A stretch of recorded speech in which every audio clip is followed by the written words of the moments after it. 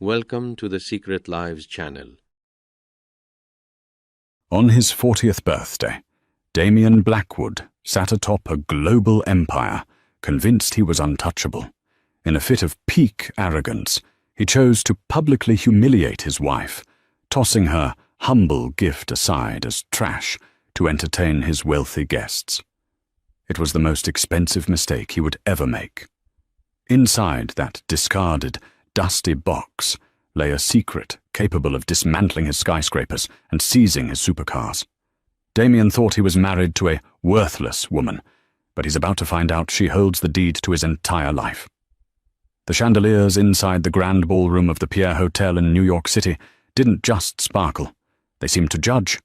Every crystal facet reflected the faces of the city's predators, tech moguls, oil tycoons, and politicians, all gathered to worship one man, Damian Blackwood. Damian stood at the center of the room, a glass of 50-year-old scotch in one hand, his other hand resting possessively on the waist of a woman who was not his wife. Isabella Sterling, the 24-year-old heiress to a shipping fortune, laughed at his jokes with a practiced, throaty tilt of her head. She was shimmering in gold silk. In the corner, near the service entrance, stood Lydia Blackwood. Lydia wore a dress she had bought 5 years ago, a simple navy sheath that had seen better days. She clutched a small, clumsily wrapped package against her chest. Her knuckles were white. She watched her husband, the CEO of Vertex Dynamics, holding court. They had been married for 12 years. For the last 5, she had been a ghost in his house. For the last 2, she had been a punchline. "Go on," a voice whispered behind her. It was heavy with mock sympathy. Lydia turned to see Isabella Sterling sliding up to her, smelling of tuberose and arrogance. "Give him his present, darling. We're all dying to see what the housewife got the man who has everything." The room quieted. Damian had spotted her, his handsome face, usually sharp and calculating, twisted into a smirk. He didn't walk to her. He waited for her to walk to him. It was a power play he used in boardrooms, and now he was using it on his wife. Lydia walked the gauntlet. The crowd parted, whispers hissing like steam. "That's her? She looks like his maid. I heard he's filing next week." Lydia reached him. She looked up into the eyes of the man she had supported when he was coding in a basement, eating instant noodles she paid for with her waitressing tips. "Happy birthday, Damian," she whispered, her voice trembling. She held out the box. It was small, wrapped in brown paper, tied with a piece of twine. In a room full of Rolexes and Cartier, it looked like garbage. Damian took it with 2 fingers, as if it were contaminated. He held it up for the room to see. "Well," he announced, his voice booming, "let's see what 12 years of marriage amounts to." He tore the paper. Inside was a wooden music box. It was old, the varnish peeling, one of the corners chipped. It wasn't an antique. It was just old. A ripple of laughter went through the crowd. Isabella covered her mouth, her eyes dancing with malice. "A music box?" Damian asked, staring at it. "Did you pick this up at a yard sale on your way here, Lydia?" "It belonged to my grandfather," Lydia said, her voice barely audible. "He wanted you to have it. He said when the time was right, you'd know the tune." Damian laughed. It was a cold, barking sound. "Your grandfather, the crazy old mechanic who died owing the bank 3 mortgages. You're giving me a rusted toy from a dead failure. It's not a toy, Damian. It's an insult." Damian snapped, his smile vanishing. "I built a $50 billion company, Lydia. I just acquired the rights to the Manhattan skyline's sensory grid. And you bring me trash." He looked at the crowd, seeking their approval. He got it. They were smiling, waiting for the kill. Damian raised the music box. "Damian, don't!" Lydia pleaded, reaching out. He tossed it. He didn't just drop it. He threw it over his shoulder, towards the open fireplace behind him. The box hit the marble hearth with a sickening crack and skidded towards the flames. The lid shattered. "Get out," Damian said, turning back to Isabella, "and take your trash with you."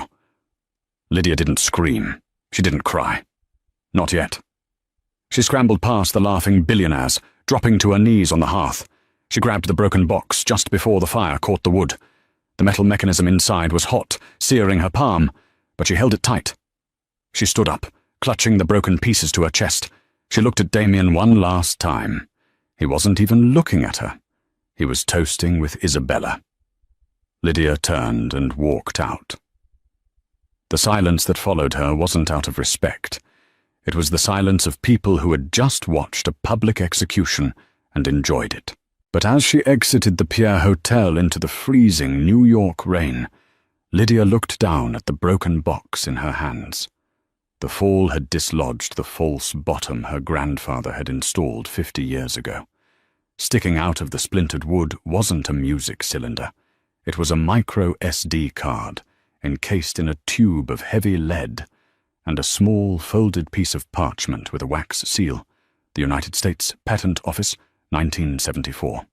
Lydia didn't know it yet, but the trash she was holding was the kill switch for Vertex Dynamics. The divorce papers arrived the next morning at 6 a.m. They were delivered not by a courier, but by a team of private security guards, led by Damian's head of legal, a shark of a man named Marcus Vane, Isabella's uncle. Lydia was sitting on the floor of the guest bedroom, the only room she was allowed to sleep in lately, surrounded by boxes. She hadn't slept. The music box sat on the nightstand, glued back together as best as she could manage. The parchment and the SD card were hidden in her bra. "Mrs. Blackwood," Marcus Vane said, stepping into the room without knocking. Two large men stood behind him.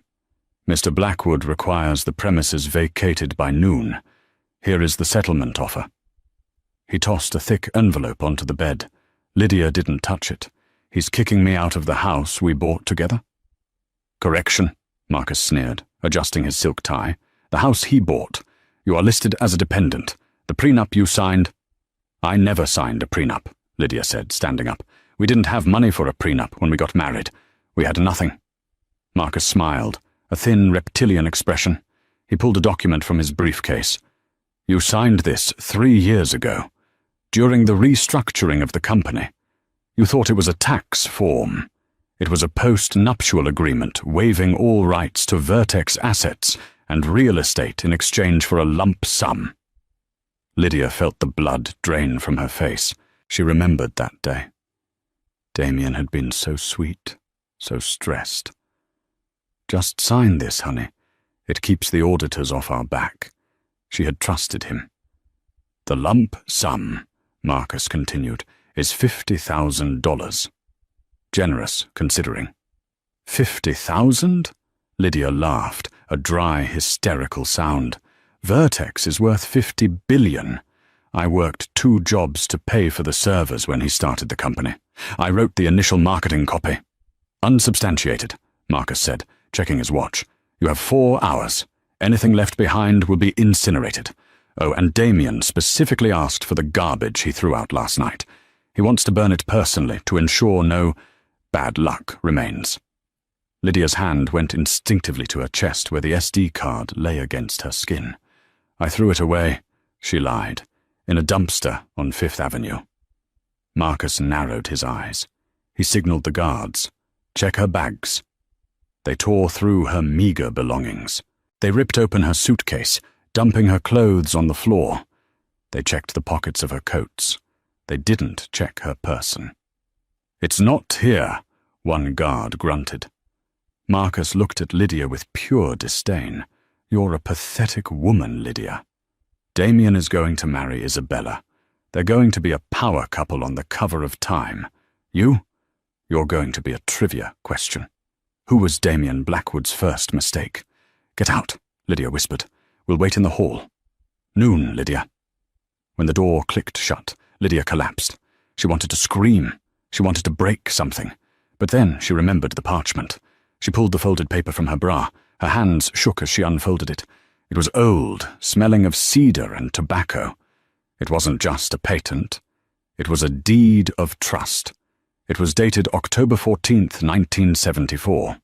"I, Elias Halloway, Lydia's grandfather, hereby grant the usage of the Genesis logic solely to my bloodline. Any commercial application of the logic without the direct consent of a Halloway heir constitutes a breach of contract, resulting in the immediate reversion of all derived intellectual property to the Halloway estate. Lydia frowned. Genesis logic? She had never heard of it. Her grandfather fixed watches and toasters. He wasn't a computer scientist. She looked at the micro SD card. It was modern, much newer than the paper. Her grandfather had died 6 months ago. He must have put the card in there right before he passed. She needed a computer, but Damian had monitored all her devices. If she plugged this into her laptop, Vertex security would know instantly. She packed her bag, just clothes, the broken box, and a framed photo of her parents. She took the check for $50,000. She would need it.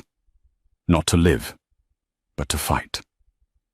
At 11:55 a.m., Lydia walked out of the Greenwich mansion.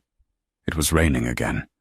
Damian's security team watched her leave, smirking. As the heavy iron gates slammed shut behind her, her phone buzzed. It was a notification from a gossip app, a video titled, "Billionaire Damian Blackwood dumps wife and trash at birthday bash." She watched the video. It showed Damian throwing the box. The comments were brutal. "Lemao, look at her face. Gold digger got owned. Isabella is way hotter." Lydia wiped the rain from her screen. She scrolled down to a comment with 0 likes, posted 2 minutes ago by a user named clockmaker_00. The comment read, "The fool didn't check the gears. The spring is wound tight. Check the patent number, Mrs. Blackwood, 88429 Alpha." Lydia froze. She looked around the empty street. Who was clockmaker_00? And how did they know she had the patent?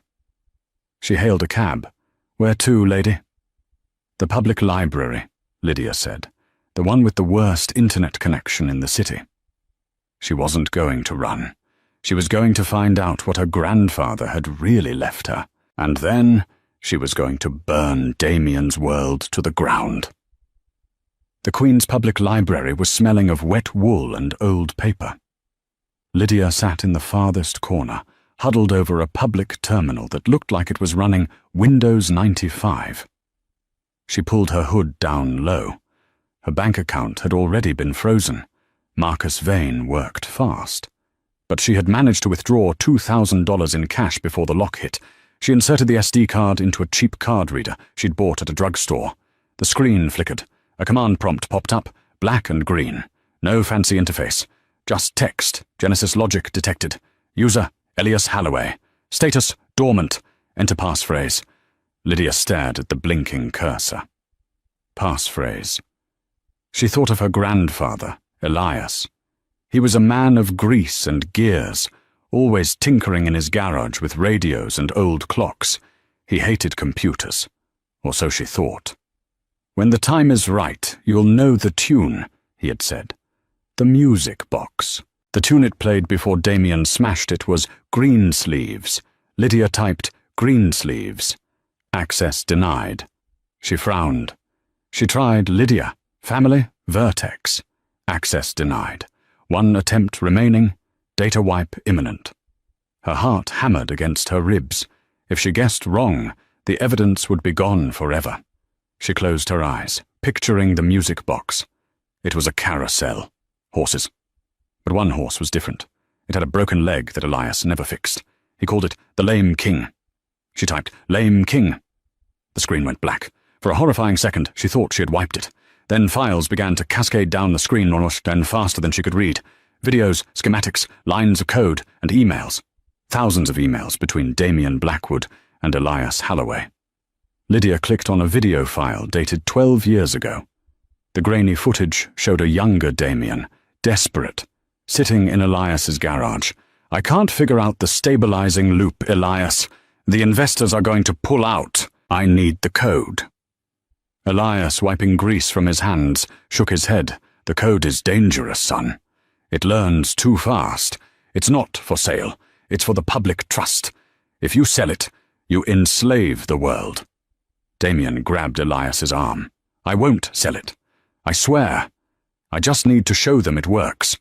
We'll protect it together." Lydia gasped. The foundation of Vertex Dynamics, the sentient city algorithm that ran traffic lights, hospitals, and stock markets globally, wasn't Damian's invention. He had stolen it from her grandfather under false pretenses. But there was something else. A file named Doomsday_clock.exe. She opened the README file. "If you are reading this, I am dead, and Damian has betrayed the trust. The Genesis logic was designed with a lifespan. Without the daily cipher keys generated by this drive, the algorithm will begin to cannibalize itself. It will fail, and when it fails, Vertex falls." Lydia looked at the date on the file. The lifespan was set for 15 years. That was next week.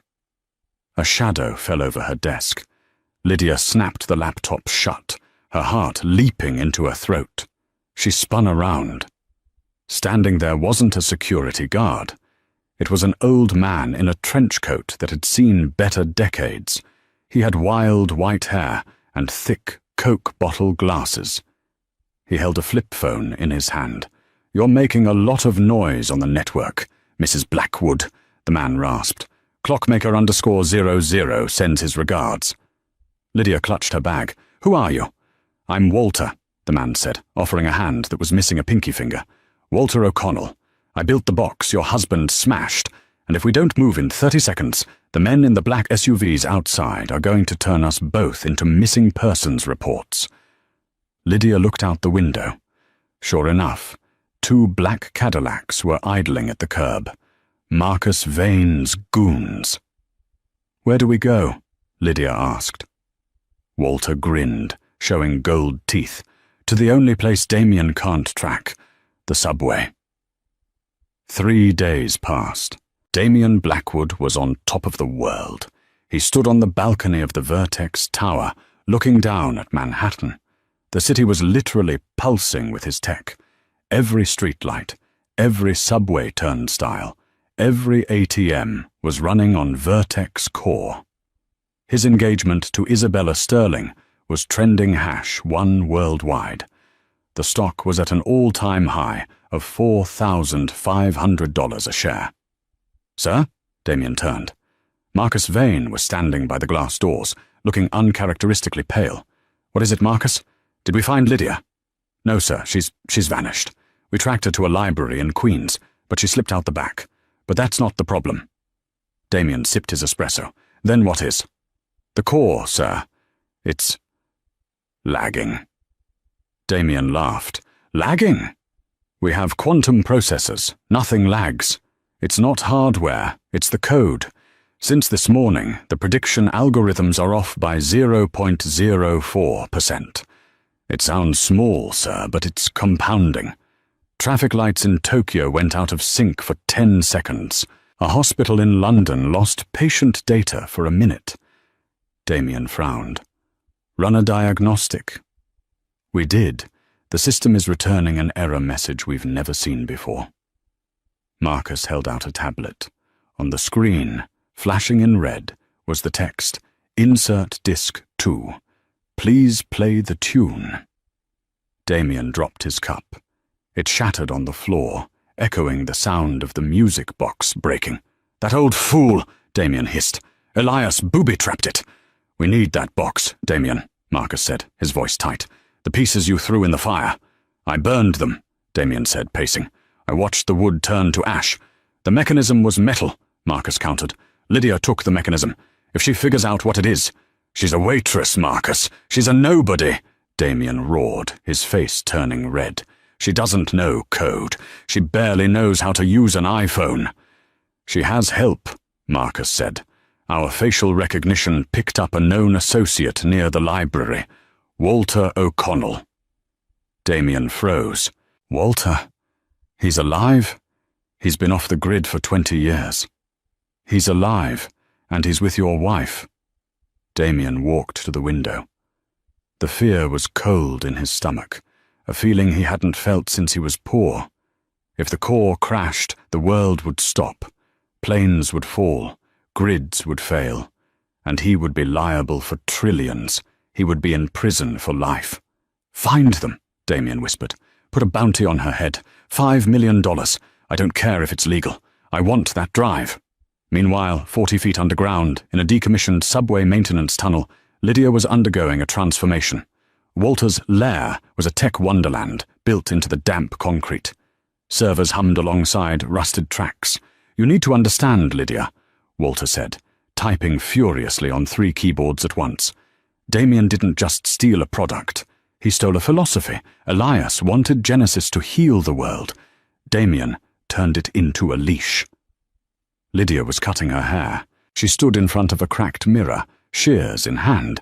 She hacked off her long, chestnut waves until they were a sharp, jagged bob.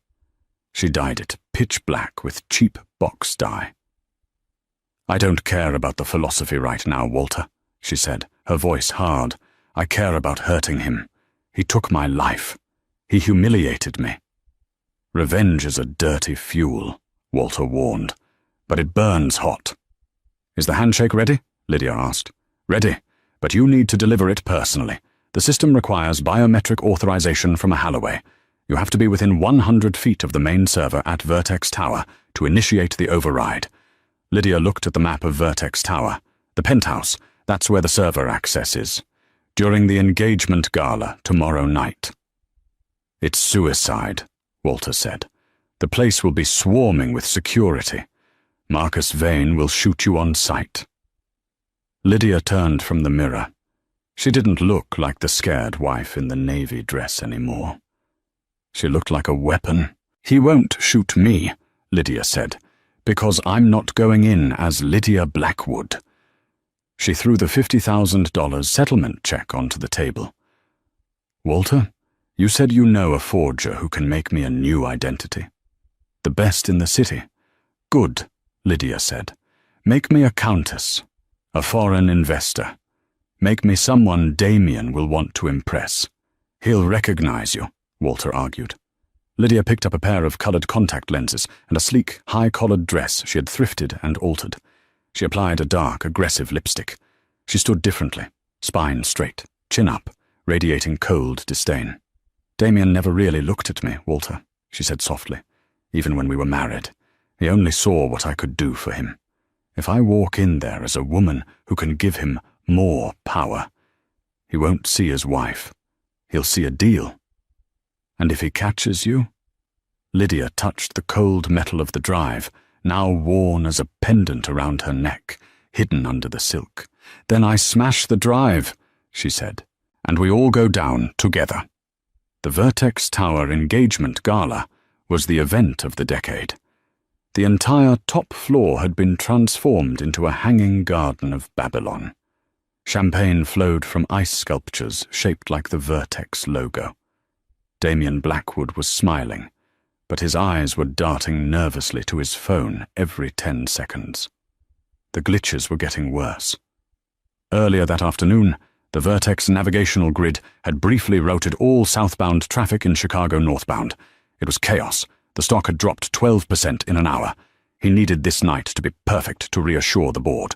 "Stop checking the ticker," Isabella hissed, pinching his arm. She was wearing a diamond necklace worth more than the GDP of a small island nation. "You're making people nervous." "The system is unstable, Isabella," Damian muttered. "If it crashes tonight—" Suddenly the room went silent. The heavy oak doors at the far end of the ballroom swung open. A woman walked in. She was stunning.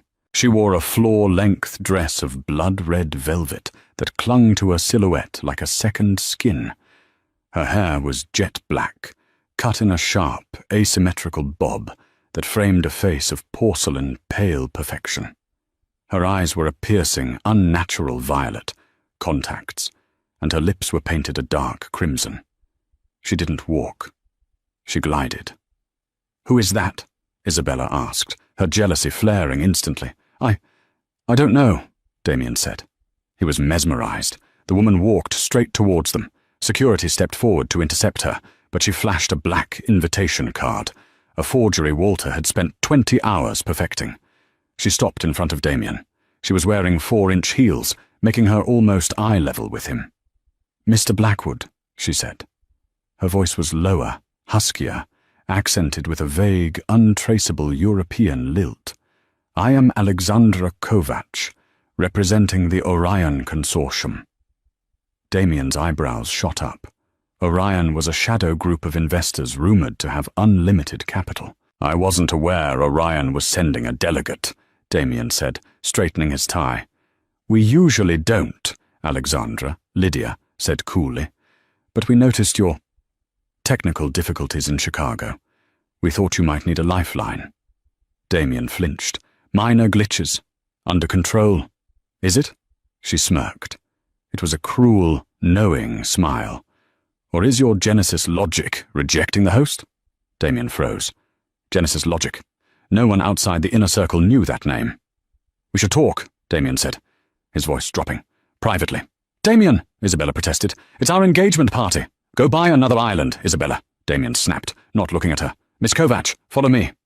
Lydia felt a surge of nausea mixed with adrenaline. He didn't know her.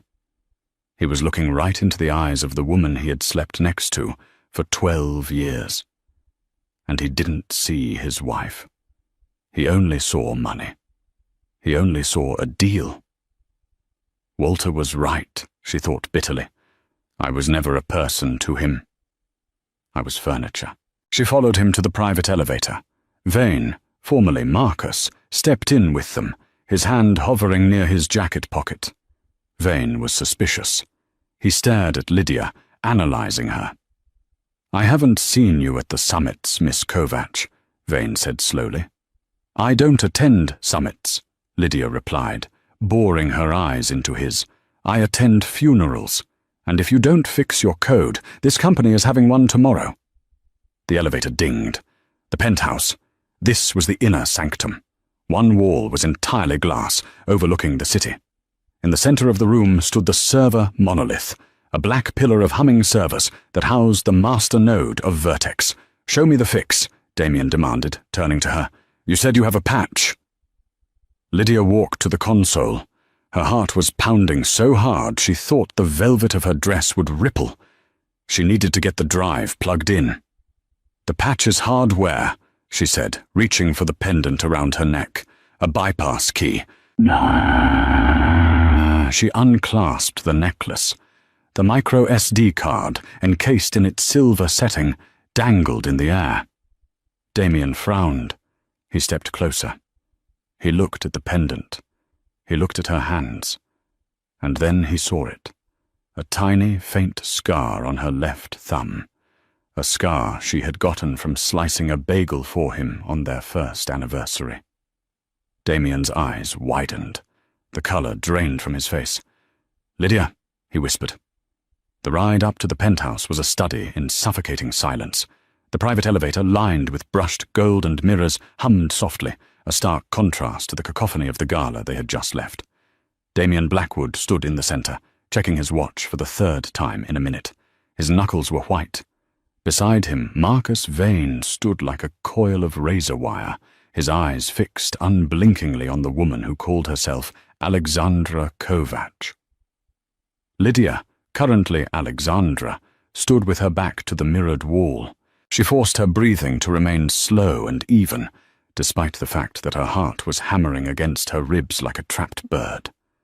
She caught her own reflection in the gold panels, the severe black bob, the violet contact lenses, the blood-red velvet dress that cost more than her father's car. She looked like a predator. She felt like prey. I must say, Vane's voice broke the silence, dry and scratching. I pride myself on knowing every major player in the tech equity space, yet the Orion Consortium remains opaque, and you, Miss Kovac, are a ghost. Lydia didn't blink. She turned her head slowly, channeling every ounce of disdain she had seen Isabella Sterling use over the years. Ghosts are necessary in our line of work, Mr. Vane. If you see us coming, we aren't doing our job. And what is your job, exactly? Vane pressed, stepping closer. Because right now, it feels like you're walking into a burning building with a bucket of gasoline. Enough, Marcus, Damian snapped, wiping sweat from his brow. She says she has a hardware patch. If the Chicago grid goes down, The SEC halts trading on Vertex by morning. I don't care if she's a ghost or a goblin. I need the fix. The elevator chimed. A soft, pleasant female voice announced, "Penthouse level, Vertex core access." The doors slid open, revealing Damian's sanctuary. It was a space designed to intimidate. The walls were floor-to-ceiling glass, offering a 360-degree view of a rain-swept New York City, a city that was currently running on Damian's software. In the center of the room, bathed in cool blue light, stood the monolith. It was a server rack, but that was like calling a Ferrari a cart. It was a towering pillar of obsidian glass and pulsing LEDs, housing the masternode of the Vertex system. This was the brain of the beast, the place where the stolen Genesis logic lived, enslaved to churn out profit. "Impressive," Lydia said, stepping out. Her heels clicked sharply on the black marble floor. "You built a temple to yourself, Damian." Damian didn't catch the slip, the use of his first name without the honorific. He was too focused on the screens surrounding the monolith. They were flashing orange warnings. Latency detected. Sector 4, unstable. Prediction algorithm failing. "The patch," Damian demanded, holding out his hand. "Give it to me. My engineers will install it." Lydia shook her head. She walked past him, straight toward the console. "Your engineers caused this, Mr. Blackwood. They tried to splice quantum processing onto a logic core that wasn't designed for it. The code is rejecting the graft. It needs a manual override. From the source." She reached the main terminal. It was a sleek, buttonless interface. "Step away from the console," Vane warned, his hand moving inside his tuxedo jacket. The threat was unmistakable. "Let her work!" Damian yelled at Vane. He turned to Lydia. "Do it, whatever you need to do. Just get the green lights back on." Lydia's hand went to her neck. She unclasped the silver pendant. The heavy weight of the lead-encased drive fell into her palm. It was cold. She looked at the port on the console. It was a standard interface, unchanged from the original schematics her grandfather had drawn in 1974. Damian had changed the shell, but he hadn't changed the heart. He didn't understand it enough to change it. She took a breath. For Elias. She jammed the drive into the port. The room froze. For a second, nothing happened. Then the blue lights on the monolith turned a violent, throbbing crimson. A low, bass-heavy hum began to vibrate through the floor, shaking the expensive art on the walls. External drive detected. Analysis, legacy code. Protocol, Genesis reversion. Identity verification required. Damian stepped forward, confused. Genesis reversion? What is that? That's not a patch. Lydia didn't turn around.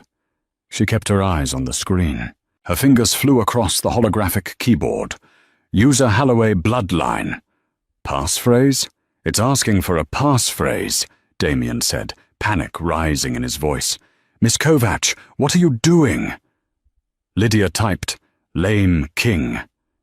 The screens flashed white, a blinding, searing light that forced Damian and Vane to shield their eyes. When the light faded, the interface had changed. The sleek, modern Vertex UI was gone. In its place was a retro command line interface, green text on black background. Simple, archaic, powerful. And then, the sound began. It started as a whisper from the surround sound speakers hidden in the walls. A simple mechanical melody. Ding, ding, dying. Damian's face went slack. The blood drained from his cheeks so fast he looked like a corpse. He knew that tune. He had mocked it 3 days ago. He had laughed at it while he threw a wooden box into a fire. "Greensleeves?" he whispered. Lydia turned around slowly. The game was over. She reached up and peeled the black wig from her head. Her natural brown hair, choppy and uneven from the kitchen shear haircut, fell around her face.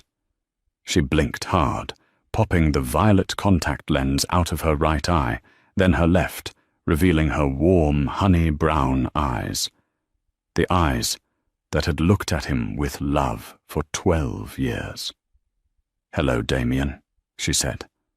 Her voice wasn't the husky, accented purr of Alexandra Kovac. It was Lydia. Damian staggered back, hitting the glass wall. "Lydia?" He looked at her, his brain refusing to process the image. The glamorous countess. Was his wife, the woman he had called a bad investment in front of the world? "No," he stammered. You're in Queens. You're nobody." "I was nobody to you," Lydia said, her voice trembling with the release of 1,000 suppressed screams. "I was the woman who paid your rent. I was the woman who held your head when you cried about failing. I was the granddaughter of the man whose genius you stole." "Stole?" Vane snarled. He had pulled the gun now, a sleek, silenced pistol pointed directly at Lydia's chest. "Cancel the command. Pull the drive." "I can't," Lydia said, staring down the barrel of the gun. She didn't flinch. She was beyond fear. "The handshake is complete. The logic is self-replicating now. It's overwriting your proprietary locks. It's stripping the copyright." On the massive screens behind her, the chaos was visible. A map of the world appeared. Thousands of nodes, New York, London, Tokyo, Berlin, were turning from Vertex red to a soft, pulsing green. Text scrolled rapidly across the center monitor, releasing source code to public domain. 20%. 30%. "You're destroying it!" Damian screamed, lunging toward her but stopping short of the gun. "Do you have any idea what that code is worth? It's the singularity. It's the future. And you're just broadcasting it? For free." "It was never meant to be sold, Damian," Lydia yelled back. "Grandpa told you that. It was meant to optimize energy, to heal, to help. You turned it into a spy tool. You used it to manipulate markets and track people. You perverted it. I made it powerful," Damian roared, tears of rage springing to his eyes. "Elias was a tinkerer. He was a failure. I took his little toy and I built an empire. I did it for us, Lydia. Don't you see? I wanted to give you the world." "You didn't give me the world," Lydia said softly. "You threw me out of it." She gestured to the screen. "Stock alert, Vertex Dynamics, VTX. Halted. Price, $0. It's gone, Damian, all of it. The stock is worthless because the product is now free. Anyone can use it. Anyone can build with it. You don't own the future anymore." Damian fell to his knees. He looked at the floor, watching the reflection of the red emergency lights pulse like a dying heartbeat. "My legacy," he whimpered. "Your legacy is a lie," Lydia said. "That's enough," Vane hissed. His face was purple. "I'm not going to prison for this. I'm going to kill you, wipe the servers, and claim it was a cyber-terrorist attack. We can spin this." He raised the gun higher, aiming for her head. "Say goodbye, Mrs. Blackwood." Lydia closed her eyes. She heard the tune of Greensleeves reaching its crescendo. She had done it. She had won. Ding! The elevator doors slid open behind Vane. "Drop the weapon, federal agents!" Vane spun around, but he was too slow. A deafening bang echoed in the room, not from Vane's gun, but from the lead agent's tactical rifle. Vane screamed, dropping his pistol as a bullet shattered his shoulder. He collapsed to the marble floor, writhing in pain. A dozen FBI agents in body armor swarmed the room. "Hands! Show me your hands!" Damian didn't move. He stayed on his knees, catatonic. Behind the wall of agents, a familiar figure shuffled in. Walter O'Connell, wearing a suit that was 3 sizes too big for him, holding a thick sheaf of yellow documents. Walter walked past the agents, past the bleeding Vane, and stopped in front of Damian. He looked down at the broken billionaire. "Elias says hello," Walter rasped. He dropped the documents on Damian's lap. They were the original 1974 patent filings, proving beyond a shadow of a doubt that Genesis Logic belonged to the Halloway estate. An agent pulled Lydia aside. "Mrs. Blackwood, are you injured?" Lydia opened her eyes. She looked at Vane, bleeding on the floor.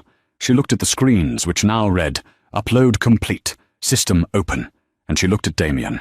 An agent was hauling Damian to his feet. He looked small. The tuxedo that had fit him so perfectly hours ago now seemed to hang off him. He looked like a child playing dress-up. As they cuffed his hands behind his back, Damian looked up. His eyes locked with Lydia's. There was no anger left in them, only a vast, bottomless confusion. "Why?" he croaked. "I offered you $50,000. I would have given you millions if you asked. Why burn it all down?" Lydia walked up to him. She stood toe to toe with the man she had vowed to love forever. "You threw a box into a fire, Damian," she whispered. "You thought it was trash because it was made of wood and glue. You didn't check inside. You didn't check the value. You just saw the packaging." She leaned in close. "That's what you did to me. You looked at me and saw a waitress. You saw a housewife. You didn't check inside. You didn't realize that I was the one holding the keys to your kingdom. Lydia, please," Damian sobbed, his composure finally shattering completely. "Don't let them take me. I'm scared. I can't do this alone." Lydia looked at his weeping face. A part of her, the part that remembered the boy in the basement eating noodles, wanted to reach out, wanted to comfort him. But that boy was dead. He had died the moment he sold his soul for a stock price. "You're not alone, Damian," Lydia said, stepping back as the agents began to drag him towards the elevator. "You have your memories. I hope they keep you warm." She turned her back on him.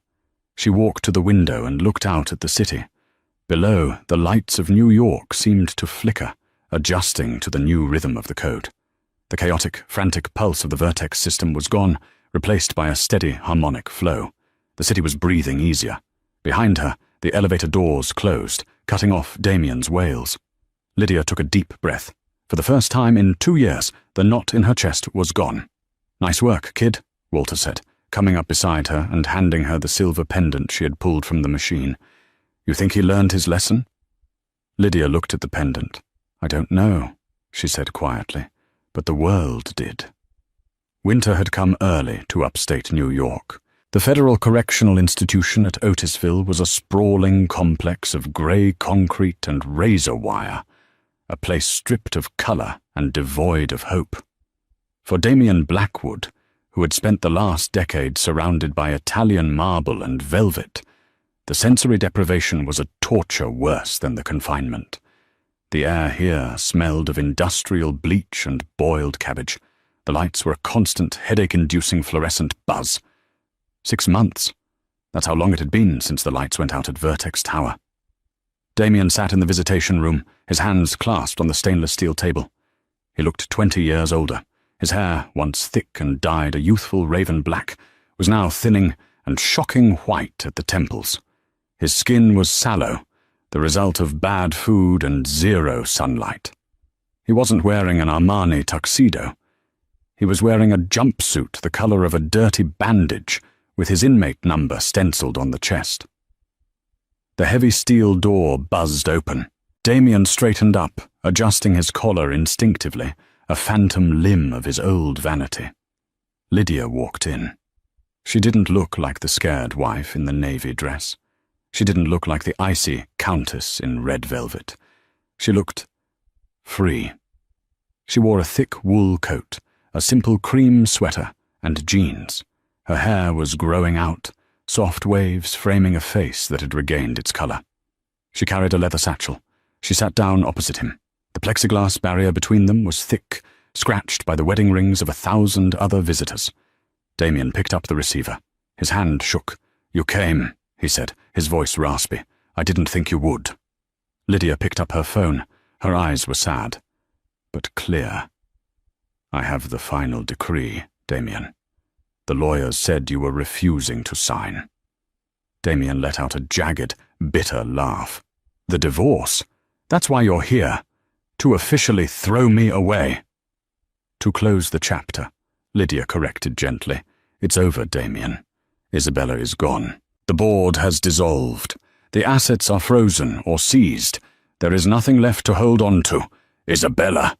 Damian spat the name like a curse. "She released a statement. Did you see?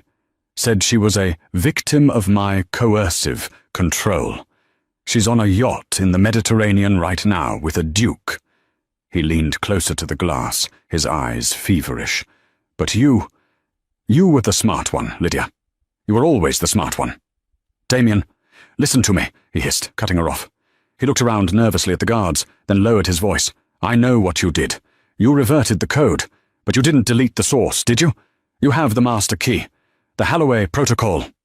Lydia sighed, a sound of profound exhaustion. Even here, in a cage, he was still running the hustle. I don't have it, Damian. Don't lie to me, he whispered urgently. The patent is in your name now. The royalties alone. If we license it to just the G7 nations, we're talking billions. I can get out of here, Lydia. I can hire the best appellate team in the country. We can rebuild, not Vertex, something better. Something they can't touch. Just tell me you kept the key. Lydia looked at him for a long time. She saw the desperation in his eyes, the absolute inability to understand a world where money wasn't the oxygen. There are no royalties, Damian, she said softly. Damian blinked. What? I didn't license the software, Lydia said. I released it. The silence on the line was heavy. Released it? Damian repeated, the words feeling foreign in his mouth. Open source, Lydia explained. GPL license.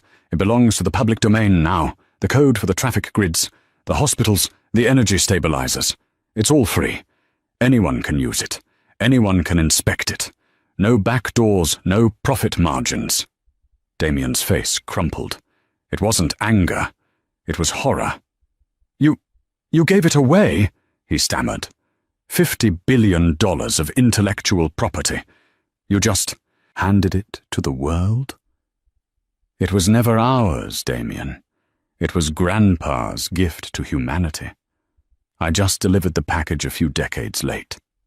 You're insane, Damian whispered, tears spilling down his cheeks. You're stupid and you're insane. You could have been a queen. We could have ruled everything.